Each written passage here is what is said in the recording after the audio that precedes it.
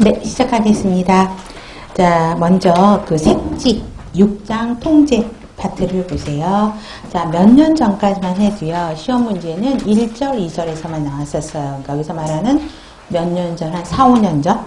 그래서 통제 2의 의료의 질관리. 그래서 대부분의 문제는 좀 정해져 있었어요. 많이 나왔던 게 뭐 QA와 TQM의 차이점, 그래서 TQM에 대한 특성 뭐 이런 중심으로 문제가 나왔다 그러면 최근에 이제 4, 5년 동안에 많이 나왔던 게 의료기관 인증 문제가 계속 나왔었어요. 그래서 한 3년 동안은 계속 문제가 나오고, 그 다음에 의료기관 인증에서 특히 JCI 인증에서 제일 우선으로 생각하는 게 환자 안전이었거든요. 그래서 환자 안전과 관련되는 문제들이 또 제법 계속 나오고 있는 상황입니다.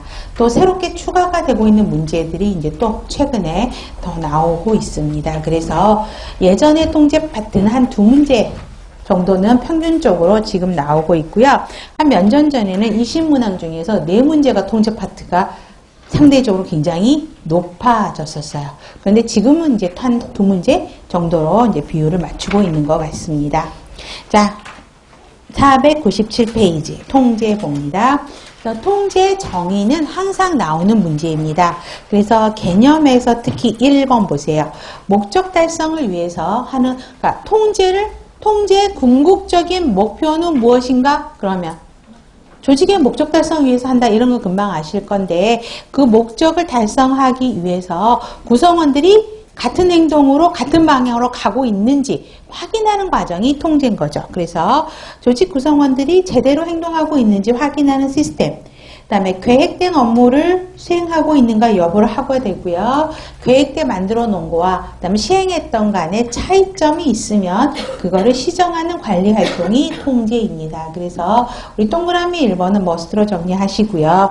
두 번째 수도 보시면 중요한 핵심 다음은 교정이라는 말이 들어가면 통제로 보시면 돼요. 그래서 교정적 행동을 적용하는 단계다 보시면 되겠고, 관리활동의 마지막 단계다, 이건 안 해오셔도 되겠죠. 기획, 조직, 인사, 지휘, 통제에서 마지막 단계입니다. 그 다음에 기능에서 첫 번째 1번이 보시면 이건 메리노 토미 학자가 이야기를 한 거예요. 그래서 사실 이건 순서예요. 통제 순서. 그래서 표준을 먼저 설정하고 업무 수행 측정을 하고 결과를 보고하고 차이가 있다면 교정 활동을 수행하는 게 통제입니다. 그래서 1번 기억하셔야 되겠고, 미리 설정된 계획과 표준에 맞추도록 업무 수행을 검토하고 평가 수행하는 것이 통제이죠. 그래서 결과를 토대로 피드백. 그래서 통제에는 항상 피드백이 들어간다는 것도 기억을 하셔야 됩니다. 그래서 통제에는 지속적인 평가가 항상 같이 포함된다는 것입니다. 자, 필요성은 기출문제 굉장히 높았고요. 지금은 이제 조금 주춤한 문제이긴 해요. 통제가 왜 필요하냐고요.